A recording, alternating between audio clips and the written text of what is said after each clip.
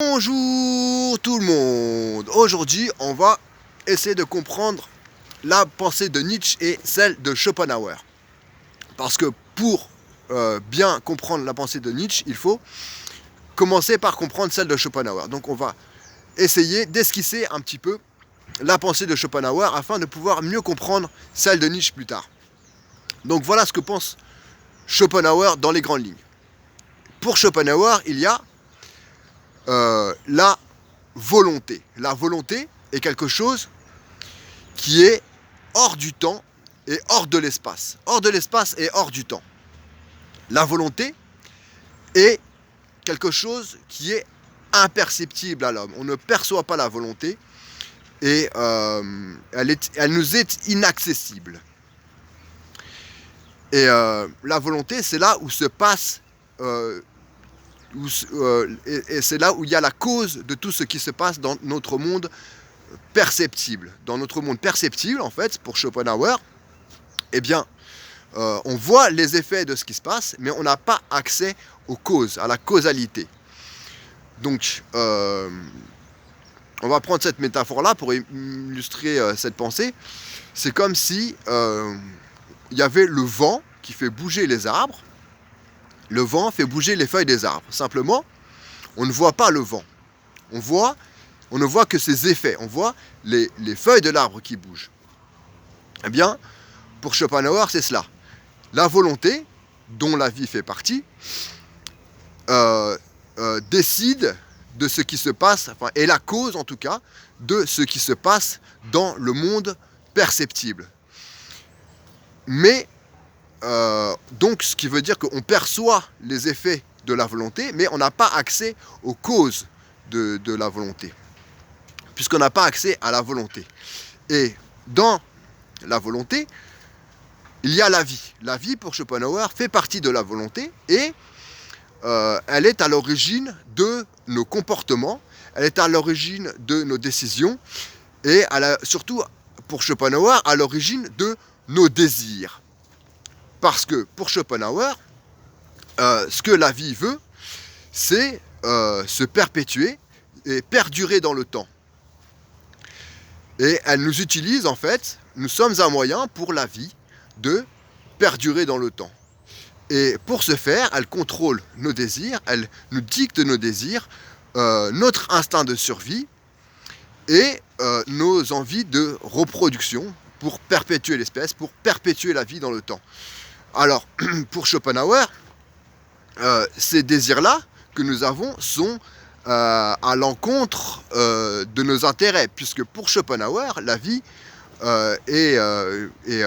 contient beaucoup plus de souffrance que de joie et que de bonheur. Pour Schopenhauer, l'instinct de survie va à l'encontre de nos intérêts, et même si nous menons une vie malheureuse et pleine de souffrance, eh bien, nous avons quand même cet instinct de survie qui nous est dicté par la vie à travers la volonté et que nous ne décidons pas d'avoir cet instinct de survie.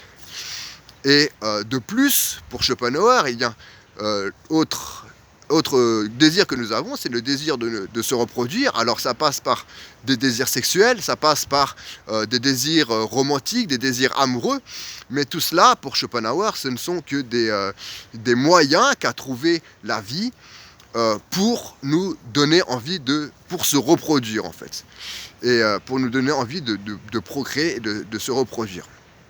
Et donc pour Schopenhauer, qui a une vision extrêmement pessimiste, hein, eh bien pour lui, la vie est un pendule qui oscille entre ennui et souffrance. Et donc pour lui, le mieux à faire serait d'arrêter de se reproduire, d'arrêter de procréer, par compassion pour les générations futures, pour leur éviter justement la souffrance de la vie. Donc voilà un petit peu, là on a un petit peu esquissé la pensée de Schopenhauer, et même si on n'est pas rentré dans les détails, parce qu'en quelques minutes on peut pas voilà, aborder on peut pas aborder une philosophie aussi complexe que celle de Schopenhauer. On peut juste esquisser avoir une petite idée de sa pensée. Et donc maintenant, on va voir un petit peu ce que Nietzsche va reprendre et sur ce en quoi Nietzsche est en désaccord avec Schopenhauer. Donc, ce que reprend Nietzsche de Schopenhauer, c'est son concept de la volonté. Il reprend son concept de la volonté et il reprend le fait que pour lui, oui, effectivement, la souffrance fait bel et bien partie de la vie. Et par contre, ce que Nietzsche ne reprend pas de Schopenhauer, c'est son pessimisme. Pour Nietzsche, il faut aimer la vie. Il faut aimer la vie de manière inconditionnelle. La souffrance fait partie de la vie, oui, eh bien aimons la vie avec cette souffrance. Aimons cette souffrance, aimons la vie telle qu'elle est. Vouloir que la vie soit exempte de souffrance, c'est vouloir que la vie ne soit pas la vie, soit autre chose que la vie. Et pour Schopenhauer, pour Nietzsche, ça ce n'est pas bien. Pour Schopenhauer, pour Nietzsche, il faut aimer la vie de manière inconditionnelle. C'est ce qu'il appelle amor fati. À l'opposé de ce qu'il prône, hein, de cela, eh bien, il y a ceux qui nient la vie, il y a ceux qui n'acceptent pas la vie telle qu'elle est et qui se réfugient dans d'autres mondes, ce que Nietzsche appelle les prêcheurs de l'autre monde. Et ces prêcheurs de l'autre monde, eh bien, ils vont se réfugier, par exemple, dans un paradis, dans un autre monde, comme pour celui de Platon, qui estime qu'il y a d'autres mondes, que le monde dans lequel nous vivons n'est pas le vrai monde, et qu'il y a un autre monde. Donc, vous voyez que Nietzsche est très critique envers les dogmes religieux, et envers la plupart des philosophes, en tout cas ceux qui ont précédé, tous ceux qui ont précédé Platon, puisque pour eux, ils les appellent les prêcheurs de l'autre monde, c'est-à-dire ceux qui n'acceptent pas la vie, que la vie soit telle qu'elle est, et qui sont donc qui vont se réfugier dans un autre monde, qui vont imaginer un monde imaginaire pour accepter, en fait, pour se voiler la face du monde tel qu'il est.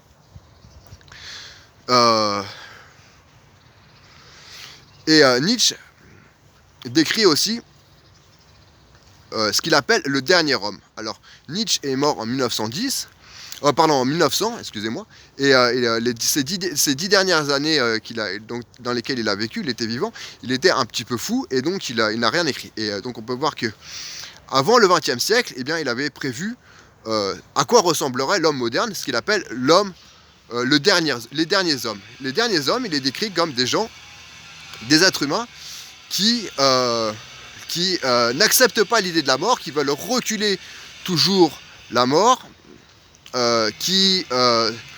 pour qui le divertissement est très important, qui ne pense qu'à se divertir. Vous voyez, il décrit bien l'homme moderne, et qui n'accepte pas la souffrance, qui fuit la souffrance et qui s'indigne de toutes sortes de souffrances.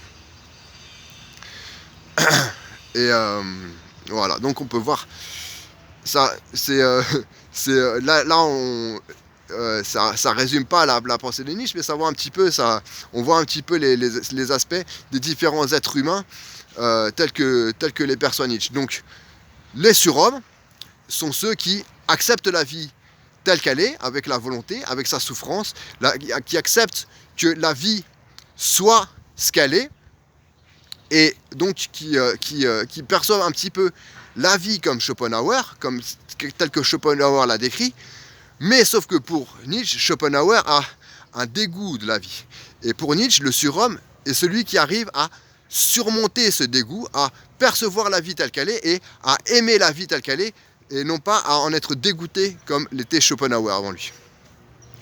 Il y a le nihiliste. Le nihiliste est celui qui nie la vie, qui n'accepte pas la vie telle qu'elle est, qui s'imagine une autre forme de vie imaginaire pour ne pas voir la vie telle qu'elle est.